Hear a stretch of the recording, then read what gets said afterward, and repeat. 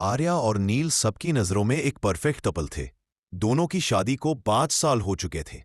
शहर के बीचों बीच एक खूबसूरत फ्लैट, दोनों की अच्छी नौकरी और हर जगह प्यार का दिखावा।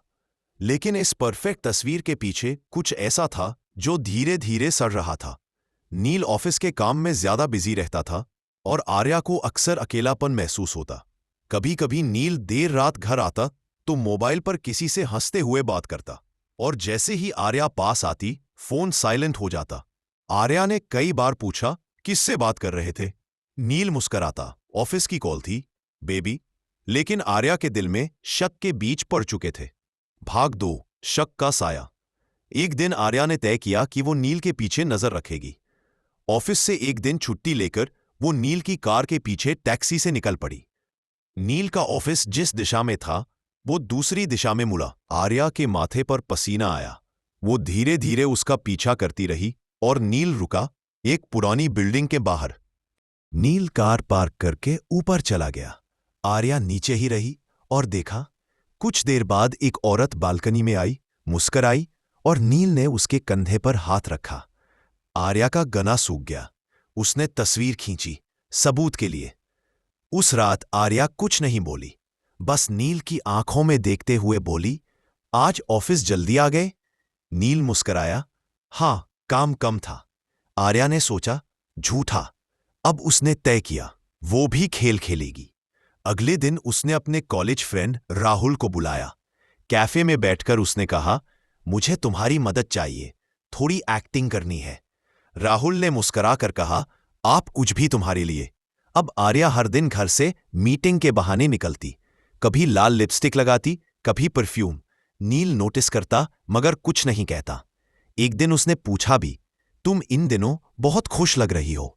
आर्या ने कहा, जिंदगी में थोड़ा बदलाव जरूरी है। नील हल्का सा मुस्कुराया, लेकिन उसकी आंखों में कुछ था, संदेह या रहस्य। संदेह। एक रात दोनों डिनर पर गए। आर्या ने वाइन मंगाई और कहा, आज सब खुलकर बोलते हैं, बिना झूठ के। नील ने ग्लास उठाया, चलो सच की रात। आर्या ने फोन निकाला और वो फोटो नील के सामने रख दी। ये कौन है? नील का चेहरा सफेद पड़ गया। कुछ सेकंड की चुप्पी के बाद उसने कहा, तुम गलत सोच रही हो। गलत? ये फोटो झूठ बोल रही है। आर्या चीखी, ये मेरी क्लाइंट है, उसका केस चल रहा है और मैं? झूठ। आर्या ने वाइन का ग्लास फेंक दिया। कमरे में सन्नाटा। नील उठा, बोला, ठीक है, तुमने मुझ पर शक किया, अब मैं भी तुम्हें कुछ दिखाना चाहता हूं। उसने अपने फोन से एक वीडियो चलाया, आर्या और राहुल की कैफे वाली मुलाकात का। आर्या के चेहरे से खून उतर गया। कैमरा कहाँ था? उसने धीमे से पूछा। रेस्टोरेंट मेरा क्लाइंट का है, वहां सीसीटीवी था। अब दोनों एक दूसरे को देख रहे थे, ना प्यार ना भरोसा, बस शक की सरहद। दोनों चुप। फिर आर्या बोली, तो अब क्या करेंगे हम? नील बोला, अब सिर्फ एक रास्ता है, सच्चाई। वो आर्या को उसी पुरानी बिल्डिंग में ले गया। आर्या कांप गई, वही जगह जहां उसने तस्वीर ली थी। नील ने दरवाजा खोला।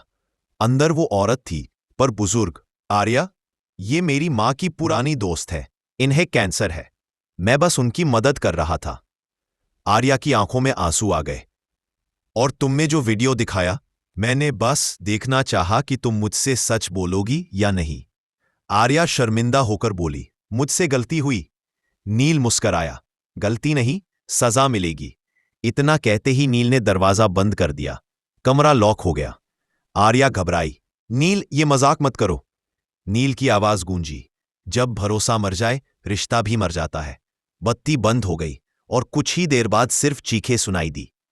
अगले दिन खबर आई, फ्लैट में आर्या की लाश मिली। और अगली सुबह पुलिस फ्लैट के बाहर आई। अंदर आर्या की लाश पड़ी हुई थी। नील बाहर ही खड़ा था। बाद में वो गायब हो गया। नील गायब, उसकी गुमशुदगी की खबर टीवी पर आने लगी। नील कहाँ गया किसी को पता नहीं।